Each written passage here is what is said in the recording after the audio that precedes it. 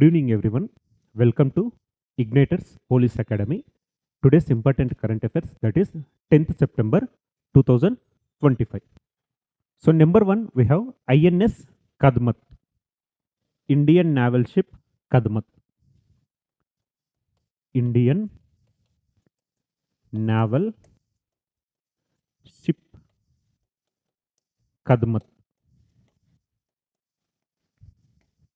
So Indian naval ship కద్మత్కి సంబంధించి రీసెంట్గా న్యూస్లో ఉన్న ఇంపార్టెంట్ టాపిక్. ఐఎన్ఎస్ అంటే ఏంటి మనకు? Indian naval ship. So Kadmat, INS Kadmat. So recently the Indian navy band participated in the grand military tattoo at Port Moresby, that is in Papua New Guinea.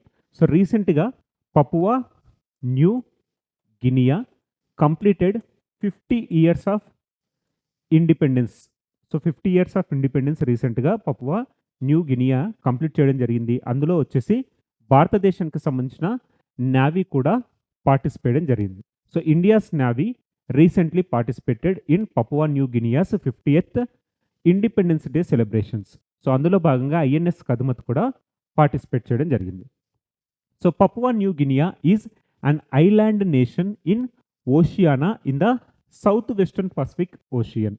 In the southwestern Pacific Ocean, it shares its western border with Indonesia, and Australia lies to its south and Solomon Islands to the southeast. So ఇక్కడ వచ్చేసి ఏంటంటే Papua New గినియాకు western border ఏముంటుంది? Indonesia ఉంటుంది.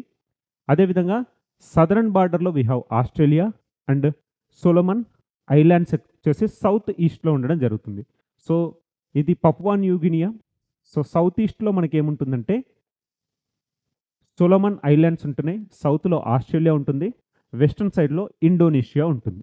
Next, ఇటీవల Papua New Guinea 50వ స్వాతంత్ర దినోత్సవ వేడుకల సందర్భంగా పోర్ట్ మోర్స్బీలో జరిగిన గ్రాండ్ మిలిటరీ టాటూలో భారత నావీ బ్యాండ్ పాల్గొంది. సో పపువా న్యూ గినియాకు సంబంధించి 50 years of independence day.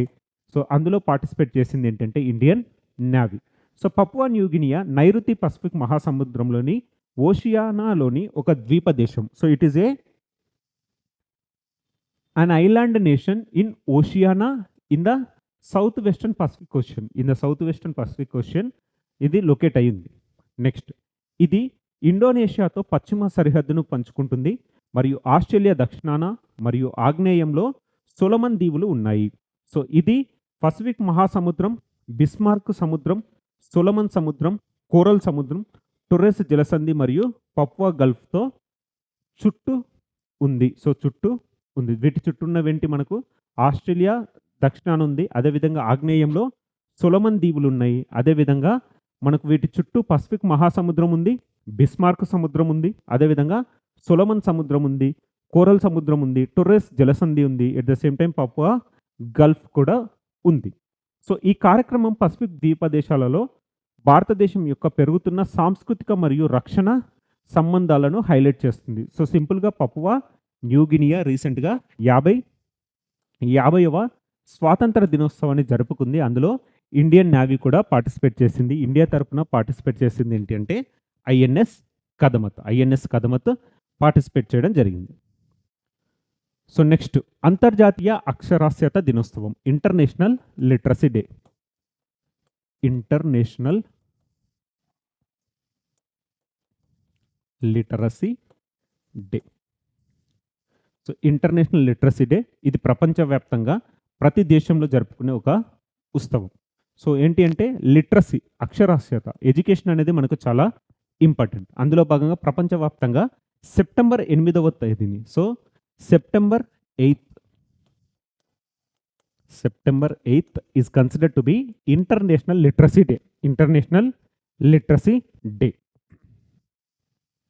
So every year, 8th September, the world observes International Literacy Day to remind governments, educators and communities of the vital role of literacy in creating a more just, peaceful and sustainable society. So ఇదేంటి అంటే ప్రపంచవ్యాప్తంగా మనకేంటంటే education యొక్క ప్రాముఖ్యతను వివరించడం కోసం జరుపుకుంటున్న ఒక ఫెస్టివల్. దాన్ని మనం ఏమంటున్నాం? International literacy day. So every year 8th September is considered to be international literacy day. So ఈ ఇయర్ థీమ్ ఏంటి, ఎప్పటి నుంచి జరుపుకోబోతున్నారు, ఎప్పటి నుంచి జరుపుకుంటున్నారో చూద్దాం. So since its inception in 1976. So 1967 నుంచి ఈ ఇంటర్నేషనల్ లిటరసీ డేను మనం జరుపుకుంటున్నాం. అందులో భాగంగా the day has served as the call to action to ensure that individual regardless of age, gender, background can enjoy the fundamental human rights of literacy. So ఇదేంటి అంటే age, gender and బ్యాక్గ్రౌండ్కి సంబంధం లేకుండా ప్రతి ఒక్కరూ ఏంటి అంటే అక్షరాస్యత సాధించాలి, ప్రతి ఒక్కరు చదువుకోవాలనే ఒక ఉద్దేశంతో 1967 నుంచి దీన్ని ఏంటి అంటే లాంచ్ చేయడం జరుగుతుంది. సో 1967 నుంచి ప్రతి ఏటా సెప్టెంబర్ 8వ తేదీని ఏ విధంగా సెలబ్రేట్ చేసుకుంటున్నాం అంటే ఇంటర్నేషనల్ లిటరసీ డే. అదే మనం తెలుగులో ఏమంటున్నాం, అంతర్జాతీయ అక్షరాస్యత దినోత్సవం అంటున్నాం. Next, date of international literacy day 2025 theme ఏంటో చూద్దాం. In 2025 international literacy day will be celebrated on 8th September Monday, that is across the globe. Events will be organized at the global, regional and national level. So సింపుల్గా ఏంటి అంటే మనకు ప్రపంచవ్యాప్తంగా ప్రతి దగ్గర ఈ ఫెస్టివల్ని జరుపుకుంటాం. September 8 అంటే ఇంటర్నేషనల్ లిటరసీ డే గుర్తుకు రావాలి. థీమ్ ఏంటి అంటే promoting literacy in the digital ఎరా. సో థీమ్స్ అనేవి మనం ఏంటంటే ఇంగ్లీష్లోనే గుర్తుపెట్టుకోండి. Promoting literacy in the digital era అనేది ఏంటి అంటే 2025 ఇంటర్నేషనల్ లిటరసీ డే సందర్భంగా వచ్చిన థీమ్. సో ఈ థీమ్ ఏంటి అంటే మనకు promoting literacy in the digital era అనేది theme. Every year September 8 is considered to be the international literacy day. So ఇండియాలో మనకేంటి article 21A right to education is a fundamental right according to the article 21A. అదే right to education act ఏ ఇయర్లో వచ్చింది, 2009లో రావడం జరిగింది, effective from 2010. So act వచ్చింది మనకు 2009, ఎఫెక్టివ్ ఫ్రమ్ 2010. అదేవిధంగా ఉల్లాస్ ప్రోగ్రామ్. సో ఉల్లాస్ ప్రోగ్రాంలో రీసెంట్గా 100% లిటరసీ సాధించిన 5వ రాష్ట్రంగా నిలిచింది ఏంటి మనకు హిమాచల్ ప్రదేశ్. 5వ రాష్ట్రంగా నిలవడం చూస్తాం. 100% అక్షరాస్యత సాధించిన 5వ రాష్ట్రం ఏంటి మనకు హిమాచల్ ప్రదేశ్. అంతకంటే ముందు మనకు గోవా, లదాఖ్, తర్వాత త్రిపుర, మిజోరాం కూడా ఉన్నాయి. 5వ రాష్ట్రం వచ్చేసి మనకు హిమాచల్ ప్రదేశ్. సో September 8 మనకి ఇంటర్నేషనల్ లిటరసీ డే, అంతర్జాతీయ అక్షరాస్యత దినోత్సవం. థీమ్ వచ్చేసి మనకేంటి promoting literacy in the digital ఎరా. ఏ ఇయర్ నుంచి మనం జరుపుకుంటున్నాం, 1967 నుంచి మనం దీన్ని సెలబ్రేట్ చేసుకుంటున్నాం. ఇక్కడేంటి ఏజ్, జెండర్ అండ్ బ్యాక్గ్రౌండ్తో సంబంధం లేకుండా ప్రతి ఒక్కరూ చదువుకోవాలని ఒక సంకల్పంతో తీసుకొచ్చిన ఒక ఇనిషియేటివ్. సో September 8 అంటే ఇంటర్నేషనల్ లిటరసీ డే గుర్తుకు రావాలి. So next, Ratle hydro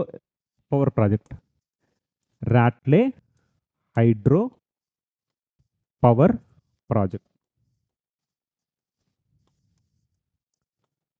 so Jammu and కాశ్మీర్కి సంబంధించిన Ratle hydro power project constructed on Chenab river. So ఇదేంటి రాట్లే హైడ్రో పవర్ ప్రాజెక్ట్ ఏ నది పైన కన్స్ట్రక్షన్ చేశారు, చీనాబ్ నది పైన కన్స్ట్రక్షన్ చేశాం. ఏ రాష్ట్రానికి సంబంధించింది, జమ్మూ అండ్ కాశ్మీర్కి సంబంధించింది. సో రీసెంట్గా ఇక్కడ ఏంటి అంటే ఫ్లడ్స్ రావడం జరిగింది. ఆ ఫ్లడ్స్ వల్ల ల్యాండ్ స్లైడ్స్ రావడం జరిగింది. ఈ ల్యాండ్ స్లైడ్స్లో కొంతమంది చనిపోవడం జరిగింది. సో న్యూస్లో ఉన్న ప్రాజెక్ట్ కాబట్టి మనకు చాలా important, Ratle hydro power project. So Jammu కాశ్మీర్లోని కిష్వర్లోని రాట్లే జల విద్యుత్ ప్రాజెక్టులో ఇటీవల కొండ చర్యలు విరిగిపడడం ఘటనలో 5 వ్యక్తులు గాయపడ్డారు. ఇది చీనాబ్ నదిపై 850 మెగావాట్ల రన్ ఆఫ్ రివర్ జల విద్యుత్ కేంద్రం. సో ఏ నది పైన ఉంది, చీనాబ్. ఏ రాష్ట్రంలో ఉంది, జమ్మూ అండ్ కాశ్మీర్ రాష్ట్రంలో ఉంది. So 5 persons were injured in a recent landslide at the Ratle hydroelectric project in Kishwatwar, Jammu and Kashmir.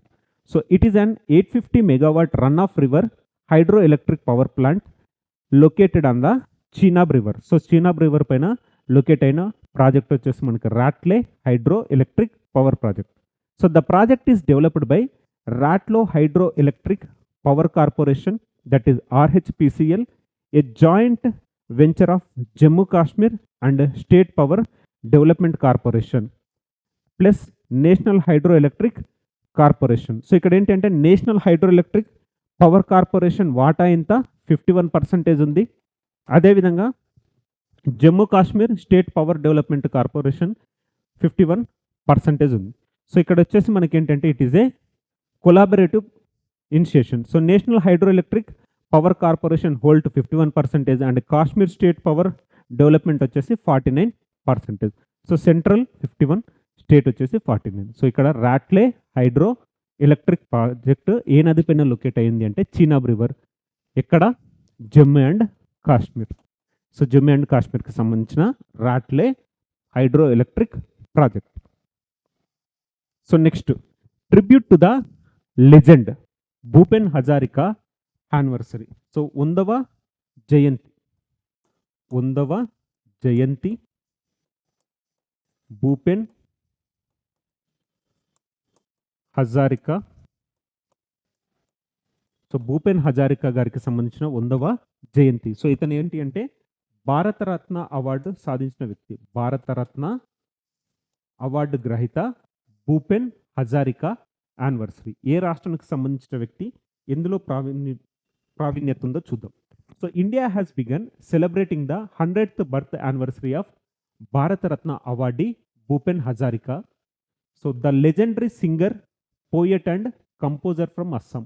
So he is a legendary singer, poet and composer from Assam. So Assam ki sambandhinchina oka vyakti.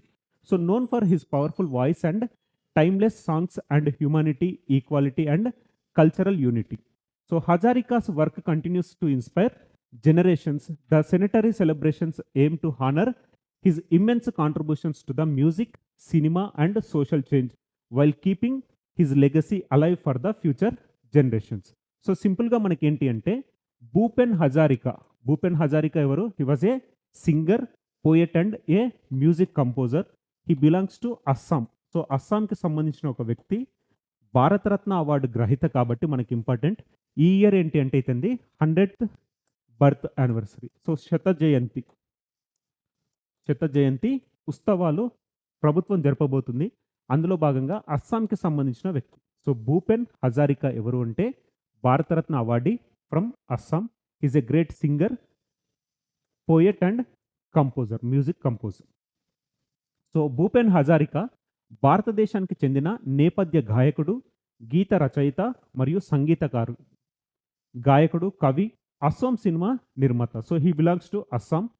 ఇతను సుధాకాంతగా సుపరిచితుడు. ఇతనుకున్న బిరుదేంటి? సుధాకాంత. So Bharat Ratna award గ్రహీత కాబట్టి మనకు చాలా important. అందులోనే 100వ జయంతి. So 100th birth anniversary కాబట్టి ఎగ్జామినేషన్లో మనకి important. So next, ఆస్ట్రేలియాకి సంబంధించిన MQ-28A ghost bat. MQ-28A ghost bat. So ఇదేంటంటే ఒక మిలిటరీ డ్రోన్. ఈ డ్రోన్ని మనం ఏమంటున్నాం? అన్మ్యాన్డ్ వెహికల్ అంటున్నాం. Unmanned vehicle. So unmanned vehicle అంటే ఏంటి? ఇందులో మానవులు ఎవరు ప్రయాణించారు కాబట్టి అన్మ్యాన్డ్ వెహికల్ అంటున్నాం. తెలుగులో మనం ఏమంటున్నాం? మానవరహిత వాహనం అంటున్నాం. మానవరహిత వాహనం. సో రీసెంట్గా ఆస్ట్రేలియాకు సంబంధించిన మిలిటరీ డ్రోన్ ఏంటి న్యూస్లో ఉన్నది? MQ-28A గోస్ట్ బ్యాట్ ఉంది. ఎందుకు అంటే ఈ ఇండో పసిఫిక్ ఏరియా పైన సర్వేలెన్స్ కోసం ఆస్ట్రేలియా వాళ్ళు కొత్తగా తీసుకొచ్చిన డ్రోన్ ఏంటి? మిలిటరీ డ్రోన్ అంటే ఏంటి? MQ-28A గోస్ట్ బ్యాట్ అనేది drone, military drone of Australia. So Australia has recently made strides in developing the MQ-28A ghost bat, a next generation military drone. So it is a military drone. These unmanned aircraft are designed as a collaborative combat aircraft that operate alongside manned fighter jets. So ఇక్కడ ఏంటి అంటే ఆస్ట్రేలియాకి సంబంధించిన manned fighter jets ఉన్నాయి. వాటితో పాటు ఈ unmanned డ్రోన్స్ని కూడా వాళ్ళు సర్వైలెన్స్ కోసం యూజ్ చేయబోతున్నారు. ఎక్కడ అంటే Indo Pacific region. Indo Pacific region. So Indo Pacific region పైన నిఘా కోసం ఆస్ట్రేలియా వాళ్ళు లాంచ్ చేయబోతున్న డ్రోన్ ఏంటి? MQ-28 ghost bat. MQ-28 ghost bat. So సింపుల్గా ఏంటి? Military drone for the surveillance over Indo Pacific region. Indo Pacific region.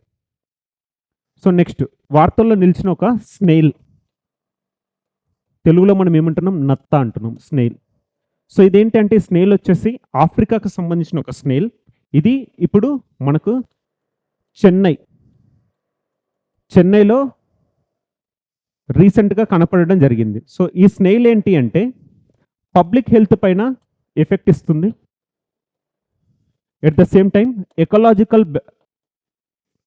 Ecological బ్యాలెన్స్ని కూడా దెబ్బతీస్తుంది. So it affects public health and ecological balance. So Africa giant snail. So ఆఫ్రికాకు సంబంధించిన ఒక నత్త maybe floods వల్ల కానీ ఆ విధంగా కానీ ఇటువైపు రావడం జరిగింది. ఇప్పుడు చెన్నై సరౌండింగ్స్లో వీటిని మనం చూస్తున్నాం. ఇప్పుడు వచ్చేసి కన్సర్న్స్ ఓవర్ పబ్లిక్ హెల్త్, తర్వాత వచ్చేసి ecological balance. Let us discuss in detail. So the giant African snail, వాటిని ఏమంటున్నామంటే Lissachatina fulica. Lissachatina fulica. So scientific name వచ్చేసి మనకు ఎగ్జామినేషన్లో చాలా ఇంపార్టెంట్. లిస్సా చటీనా ఫులీకా అనేది ఏంటి అంటే రీసెంట్గా వార్తల్లో నిలిచిన ఒక African snail. So it is a invasive species. One of the world's most invasive species has recently been detected in Chennai and its outskirts. Its presence raises serious public health and ecological concern. So ఇదేంటి అంటే చెన్నై తదితర పరిసరాలలో రీసెంట్గా దీన్ని కనుగొనడం జరిగింది. So దీనివల్ల మనకు పబ్లిక్ హెల్త్ ఎఫెక్ట్ అవుతుంది. At the same time ecological balance కూడా దెబ్బతింటుంది. So the snail is known as carrier of parasites that causes brain inflammation. So it is responsible for the brain inflammation. So public హెల్త్కి సంబంధించింది ఏంటి? Brain inflammation. At the same time ఇది ecological బ్యాలెన్స్ని కూడా దెబ్బతీస్తుంది. So the giant African నత్త Lyssa చటీనా ఫులికాని African గోంగా అని కూడా పిలవడం జరిగింది. సో మనకి ఇప్పుడు రీసెంట్గా చెన్నైలో వీటిని చూసాం. ఇప్పుడు వచ్చేసి పబ్లిక్ హెల్త్ పైన ఒక కన్సర్న్ ఉంది, ఎకలాజికల్ బ్యాలెన్స్ పైన కూడా ఒక కన్సర్న్ ఏర్పడింది. So next sunrise festival. Sunrise festival. So Arunachal ప్రదేశ్కి సంబంధించిన sunrise festival. So Arunachal వచ్చేసి మనకేంటి ఈస్టర్న్ సైడ్ ఉంటుంది. సో మొట్టమొదటిగా ఈ సన్ రైజెస్ వచ్చేసి ఏ రాష్ట్రాన్ని తాకుతాయంటే మనకు వచ్చేసి అరుణాచల్ ప్రదేశ్.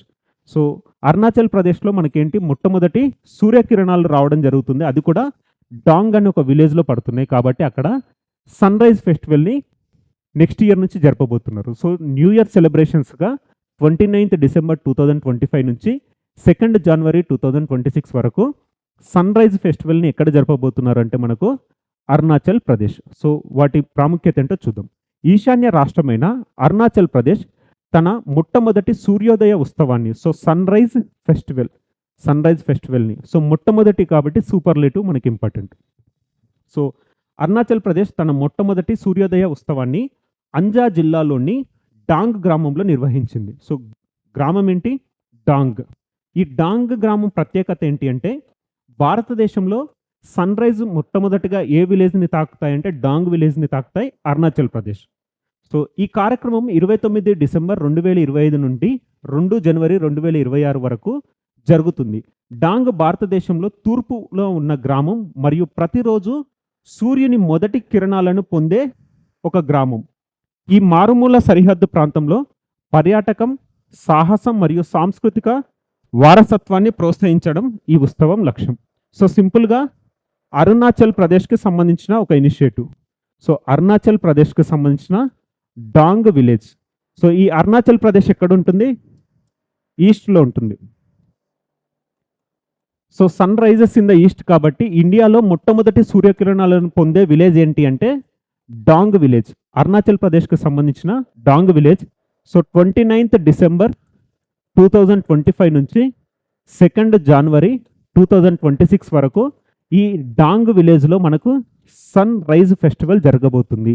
డాంగ్ విలేజ్లో సన్ రైజ్ ఫెస్టివల్ జరగబోతుంది. సో ఈరోజు టాపిక్స్ ఒకసారి రీకాల్ చేస్తే,